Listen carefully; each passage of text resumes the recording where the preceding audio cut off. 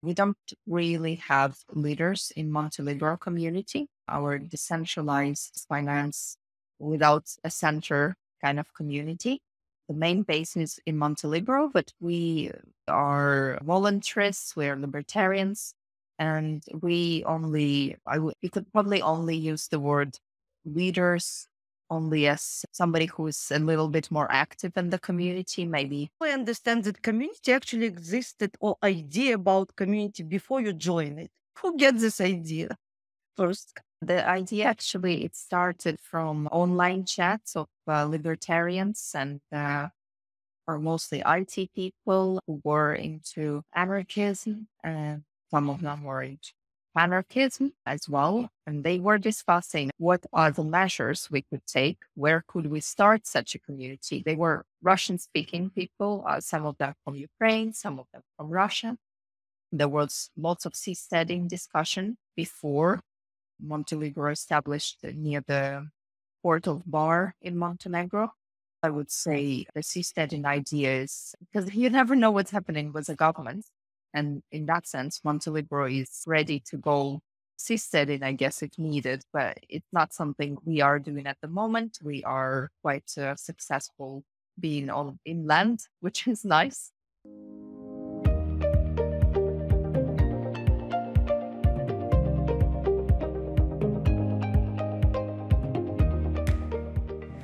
Welcome, dear listeners, to another episode of Age of Reinvention, where we explore the compelling realms of eco-living and power of intentional communities. I am your host, Emily Bron, and today we are embarking on a journey of innovation and self-discovery with a special guest. Tatiana Butanka join us from the breathtaking landscapes of Montenegro. She is not only an IT sector powerhouse with fascinating life story, but also a passionate activist and visionary in decentralized finance. Tatiana is pioneering and presenting today the Montelibero community to the world, championing self-sufficiency and the harmonious blending of technology and community building with the natural world. So fasten your seatbelt and get comfortable because we are about to dive deep into the currents of change with Tatiana.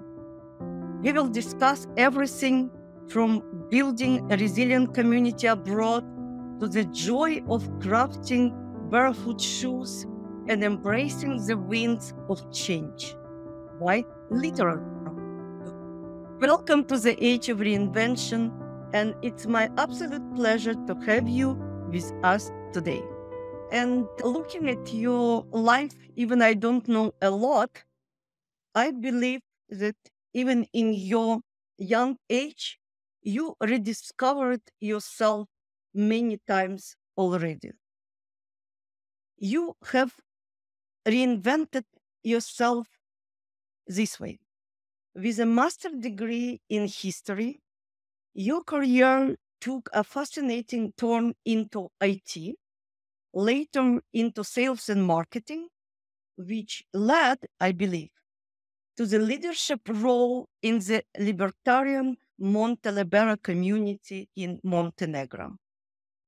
What sparked this transition and how have you merged your insights, personal insight, knowledge of history with world of technology and current leadership participation in building and developing libertarian intentional community? Oh, wow, you've done a big introduction there for me. Thank you very much. Understanding the history, looking at what's going on in the world, working, obviously, coming from Russia, working in the Western country for quite some time. I resided in the United Kingdom and understanding the major problems that are happening in the world. I feel like I had to be part of this kind of freedom movement, political, economical freedom movement. And Montelibero found me, or I found Montelibero. We found each other. And it just created this combination of energy that made both of us complete. But again, we don't really have leaders in Montelibero community. Our decentralized finance without a center kind of community. The main base is in Montelibero, but we are voluntarists, we are libertarians, and we only, you could probably only use the word leaders only as somebody who's a little bit more active in the community, maybe. Absolutely. That is my sense because I believe, and I don't know a lot about your communities, but anyway, there's certain temperamental features that make some people more visible, I would say. Everyone can do their work, but some people represent community as you represent it today in my studio, correct? And I so now I understand that community actually existed or idea about community before you join it. You were not one of the kind of fathers and mothers of the community. Who gets this idea first? Yeah, the idea actually, it started from online chats of libertarians and or mostly IT people who were into anarchism, and some of them were into anarchism as well. And they were discussing, okay, what are the measures we could take? Where could we start such a community? They were Russian speaking people, some of them from Ukraine, some of them from Russia. And they were just basically looking for, okay, shall we already find that physical place that would connect us where we can start implementing the ideas and see how it would work. There was lots of seasteading discussion before Montelibero established near the port of Bar in Montenegro. And it is still, I would say, the seasteading idea is because you never know what's happening with the government. And in that sense, Montelibero is ready to go seasteading, I guess, if needed, but it's not something we are doing at the moment. We are quite successful being on inland, which is nice. But yeah, this is basically started by a bunch of people who are just looking for an opportunity to make it all happen, discussing a lot how it could have potentially looked, discussing a lot about Free State Project, which is one of the biggest in the world. A great example of libertarians can organize themselves and get together and make a difference. And yeah, so that was basically the synergy of those few parts of the puzzle. I fully support your idea. I managed to live in Soviet Union. I left the country which does not exist anymore more than 30 years ago. I lived in different countries. And I can tell you, being even in different age group, I was sometimes horrified by what's going on in the world. And living in Canada and observing the news from UK, from many European, Western European countries, United States. So I get to similar conclusion, but I was not libertarian in a sense. I didn't think I was tired of all isms, but the changes which started to appear to me prompt me to be more active, but in my own way, by following, looking for connections with people, providing kind of education. And even this podcast, I'm trying to bring awareness of people about different projects. And for some of followers who might listen, and actually in North America, not aware even about what is a Montenegro, I need to put some Tatiana today representing Montelibero project in Montenegro. It's a small country in the south, a central south part of Europe. And I need to provide some information about Montelibero. It's a project to build a free society in Europe now based on libertarian principles of non aggression and self ownership, starting from Montenegro country. By the way, it's a serious assertion. And Montelibero project is open to like minded people ready to become pioneers and implement political and economic ideas that cannot be realized elsewhere. We, people from different countries with a wide range of skills and abilities, have united and invited you to build the country of your dreams together. Montenegro is the best option for starting our experiment. And I can read a lot. And telling the truth, I was very impressed reading on your website.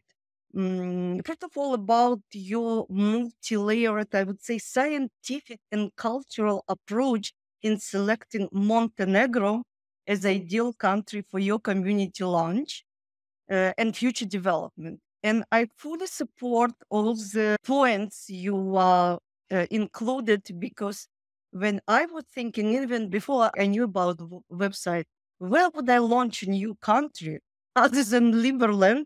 With my knowledge of geography, I thought that Montenegro would have been a good choice, and you just clarified all, very beautifully. I also support the simplicity in clarity stipulated in your Montelibero movement, and I'm again speaking about your website and the declaration of participation.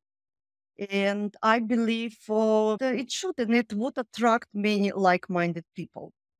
I like how your I would say even company, now it seems like company, not just project, how your company is organized and structured, at least from the website perspective, and how clearly you explain to each other MTL funds and tasks.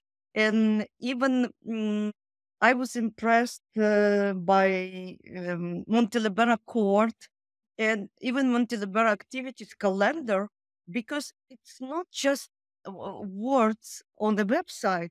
I feel living and breathing community of people.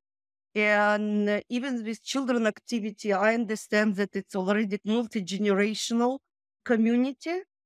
And I believe this clarity, it's one of the cornerstones of your current success.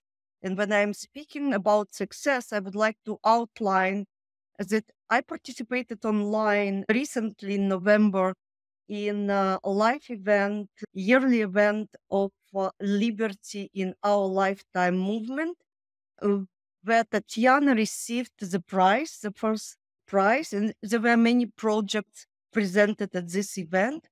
And Tatiana and Montelibero actually received a very deserved one, because, in my opinion, also Montelibero achieved great success on the practical level, like concept level, which became already implemented on many levels as a network, as a community, and as a uh, construction which is started already and developing full scale. Am I correct? Yes. Also, a big part of Montenegro's success is that we are here in Montenegro.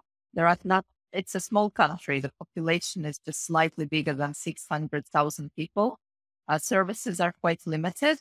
We have nice weather, so we have food all year round. Now it's tangerine and oranges and lemon season, vegetables, and we are not distracted by lots of services and lots of choice, and it keeps us even more committed to the project. There is not much distraction in Montenegro, only beautiful weather and lots of freedom.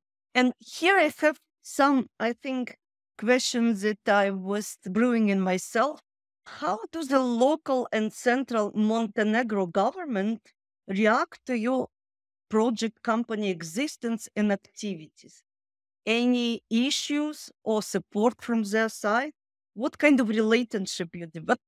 Yes, we don't do anything that would upset them specifically. We follow the regulations. That one of the reasons why Montenegro was a good fit is that actually there is already lots of freedom that exists in Montenegro. First of all, it's one of the newest country in the world. So it was only established in 2006.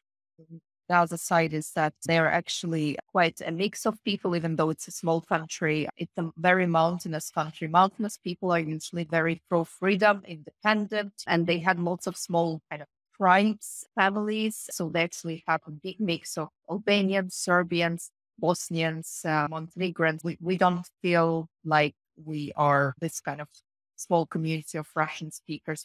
Our community is a lot of Russian speakers, not only, but a lot. So I feel like we integrate quite well. We didn't have all that difference, like all that tension through history because we were quite far away, the Russian speakers. And that's why if they have a little bit of tension between, let's say, the Albanians, the Russians don't actually, they actually in a kind of favorable position.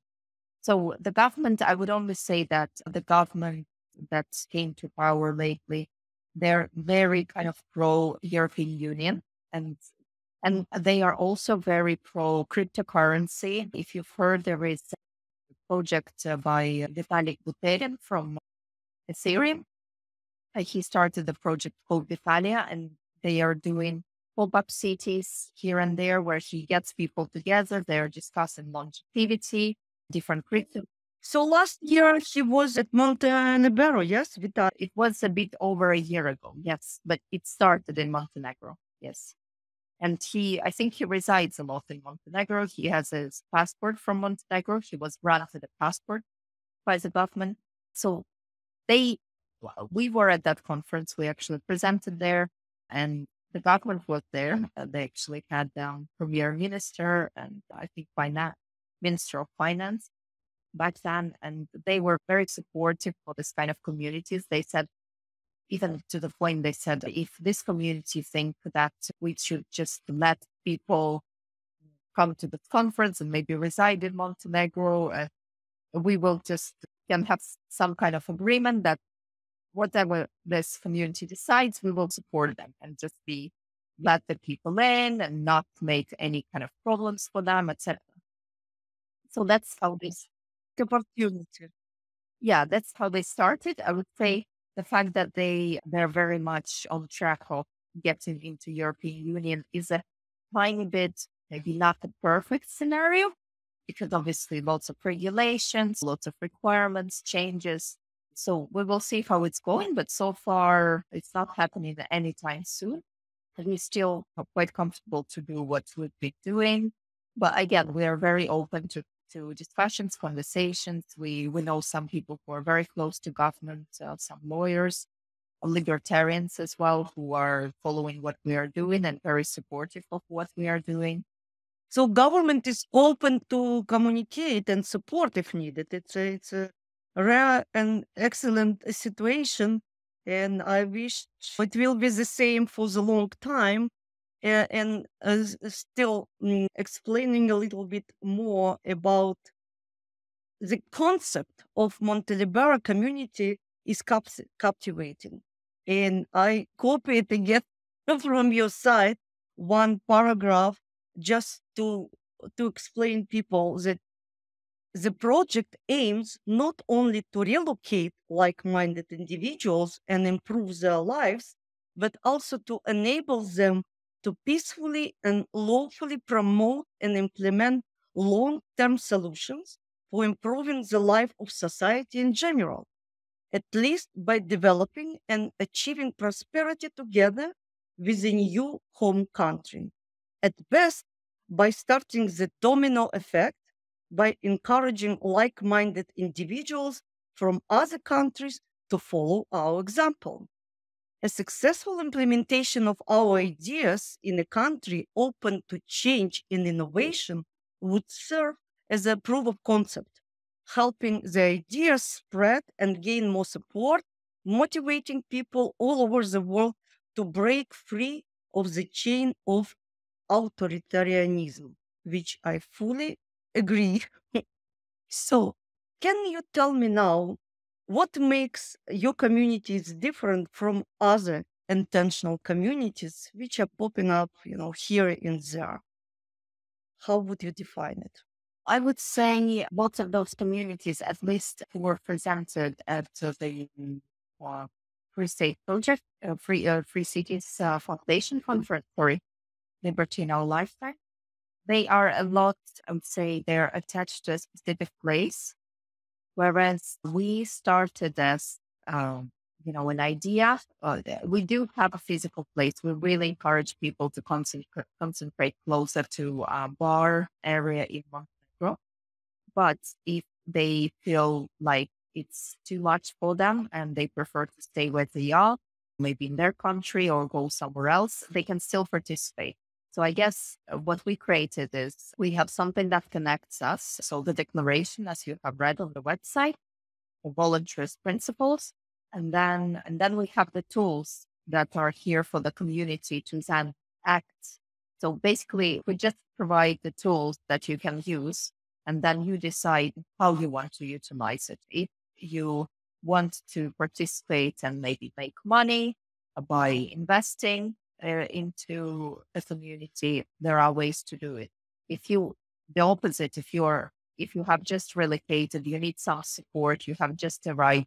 We had a program actually, we still have this program that we will help you to relocate. We will make sure the first months you're covered. We will tell you about how more about the first month. Even I don't know if it's still the case, but people were able to live free of charge. Um, On premises of your community, you mean? yes, on premises. Yeah, we had some agreement with hotels, and we obviously built in our own city, so there was some space available to live there. So we were very supportive of people to relocate, especially taking into account all the current events that are happening. So I guess there are plenty of tools, and you decide how you want to participate. If you just want to sit in some Telegram or Discord chats, discuss philosophical questions of libertarianism, or speak about Montenegro, there are chats to do it. We have over 150 chats on different.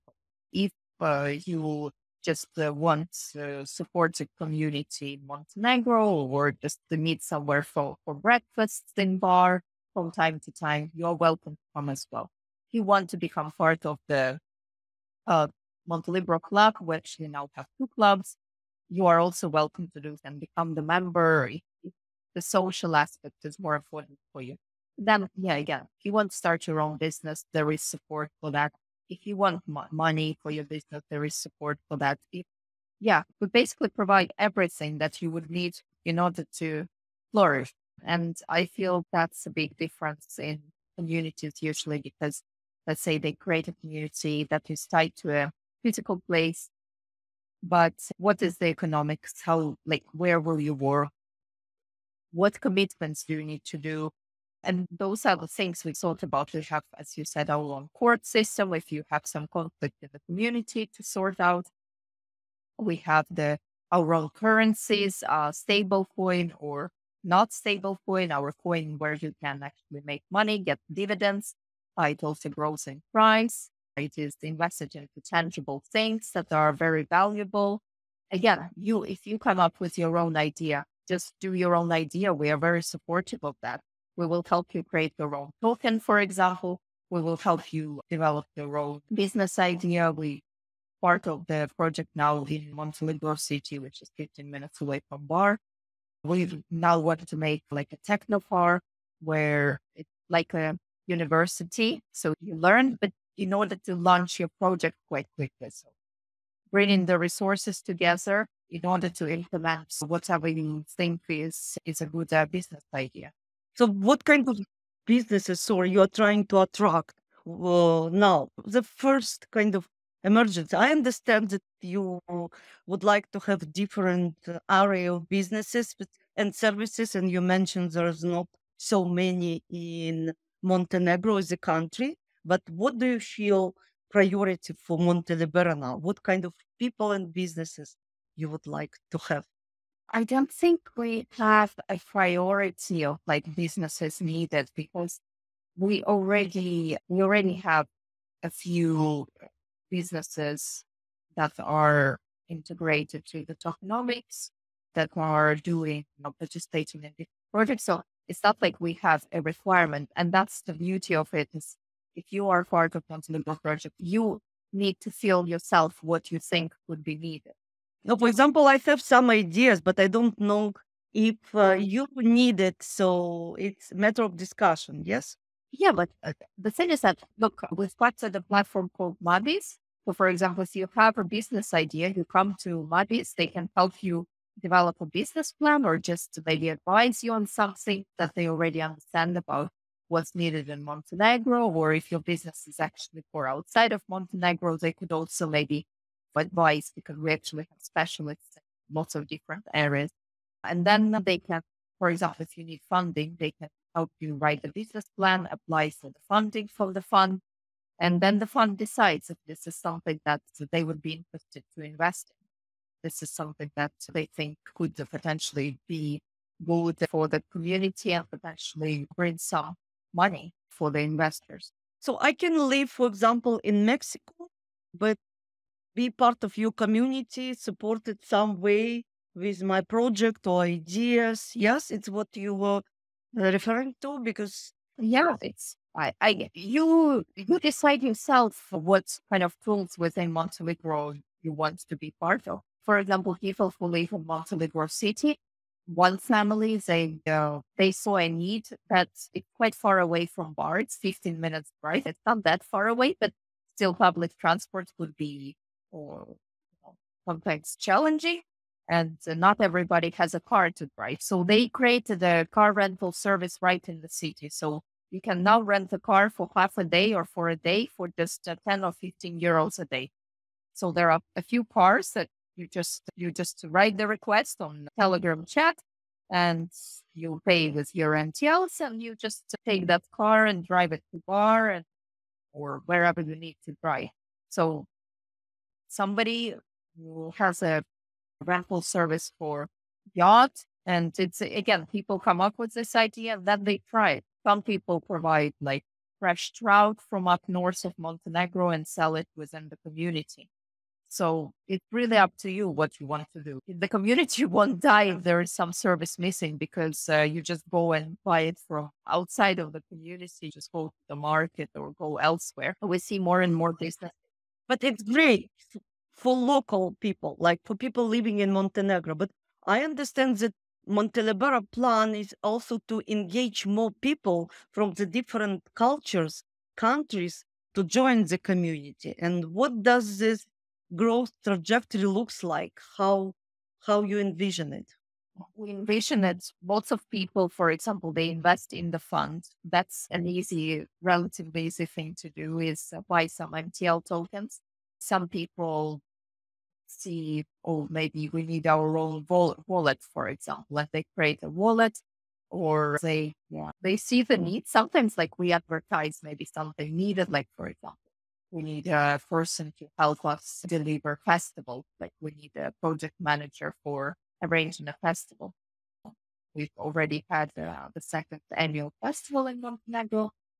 So we sometimes publish those jobs. We have the chat, the Telegram group for MTL employment, where people post different opportunities. And I say if there is something within the community as well, it can be posted as well. But it's really up to you of what you can contribute. Like, of course, sometimes we might request some things like who can do the new design of, I don't know, a website, or it's really up to what you as a member see is needed.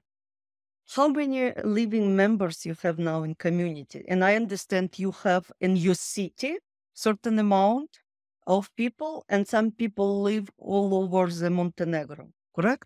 But about what numbers we are speaking? We have over 200 people living in Montenegro. In the city, we have about 20 people living now, and then about 30 people coming every day.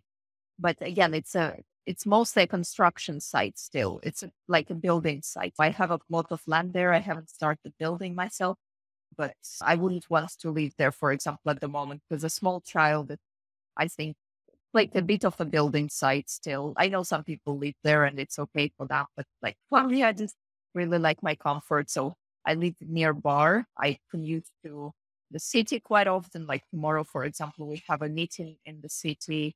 regarding some media activities in the community, like what could be done. I know there are some people who now thinking about launching a radio in Montenegro or Montelibero.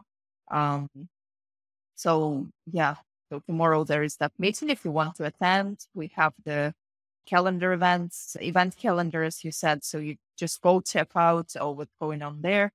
Do I want to attend? Do I have something to say about it? Do I want to join online? Like you could, for example, join online and see what maybe you could provide something regarding media content for Montelibero.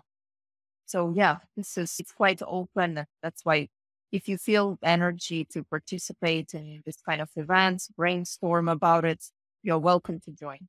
And I know, and it was written on multiple sources, and I'm, by the way, part of your Russian speaking and English speaking Telegram community, that you're trying to attract people from different cultures, countries, who obviously matching your libertarian ideas, declaration, actually to be part of the community. But what kind of people and now cultural and age demographics, maybe business type or political orientation would be welcomed and matched with MTL spirit and ethos? Well, we have very different demographics. I'd say we are at the moment primarily Russian speakers, where I think about 85% are Russian speakers, the community members. But again, we have English speakers, we have some people from India, Norway, etc. So Germany, actually, there is a big community of Germans in Montenegro, not far from the city.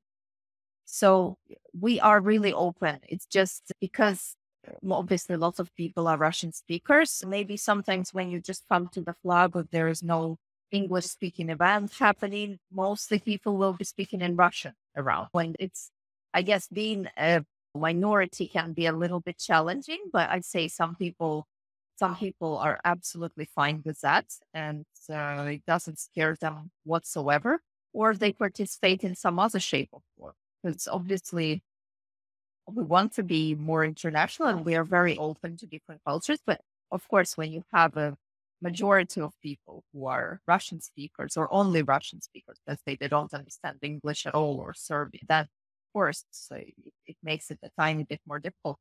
But I would say we have lots of young people coming, I guess, young to 25 lads, mostly guys. What about 50 plus? Because actually, I care about this age category. And I believe that I know that there are enough libertarian people with this age group, and they have a lot of experience and professional, otherwise, which they can contribute. But I don't know, again, if you have this kind of people and if you're ready to accommodate. Oh, we are very ready. Like we have people 50 plus. We have people, we have it, I would say now in the community, and I'm speaking not online community because online community is more than 2,000 people. I'm speaking about offline community. So people you meet here a lot. I would say we have about 20%, 25% in the community over 50. We have probably the biggest group would be 30 to 40, 30 to 45. So 35 to 45, actually, I would say. Yeah, this is probably the biggest group. But then, yeah, we also see lots of young people coming who are a little. Young people, and it's what I noticed in Montenegro being a first time this year because I was surrounded with many young people speaking Russian. It was strange for me. It was the first day. After then, I used to it, and I was in Budva. In Kotor, it was a little bit different because it's more touristic, I understand, and different kind of people living over there.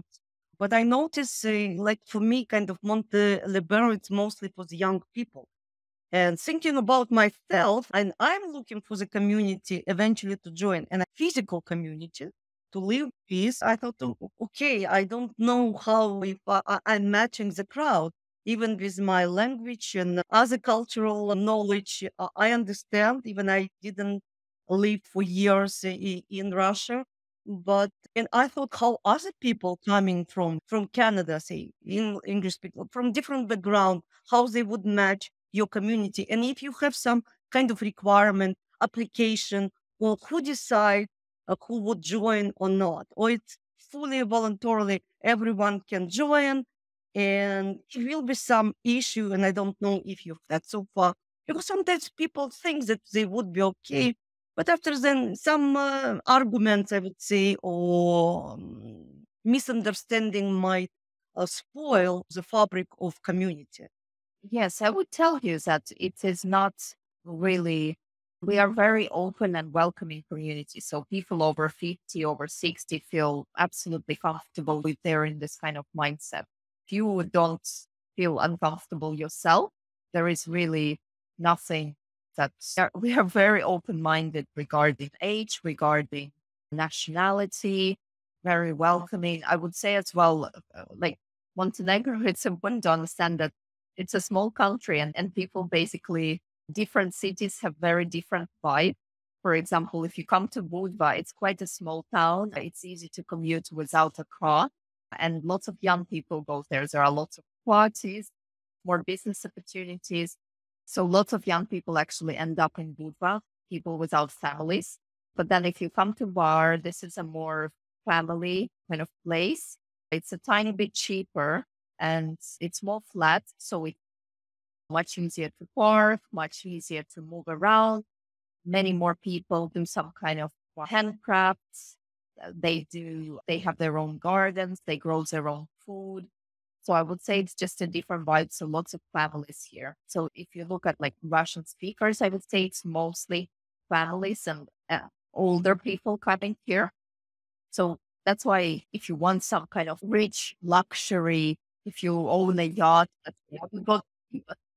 No, I'm not speaking about luxury, but some services, because when we growing up, I would say we need some medical facilities. We need some services essential, I would say, actually to every age. But I know that when I'm speaking with people after 50, speaking about relocation, and actually I was doing my research for years about medical system, health system in different countries. It's one of the essential questions, and that's why I didn't visit yet Bar, and I understand that it's with development and with more people coming to the city or a region. I believe the more construction and development of services would go. I don't know. In your experience, you're living already for several years, yes, in Bar. Like, what kind of development is around? So I understand you building your kind of subdivision as Montelibero city, but at the same time, with newcomers coming from North America, from other countries, I believe there's some development in the city.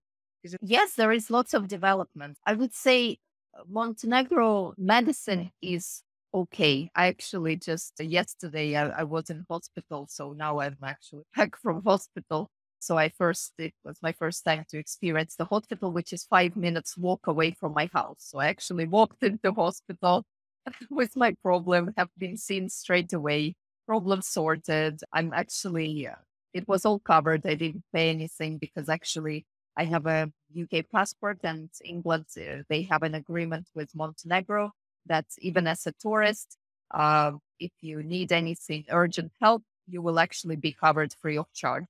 So I haven't paid anything.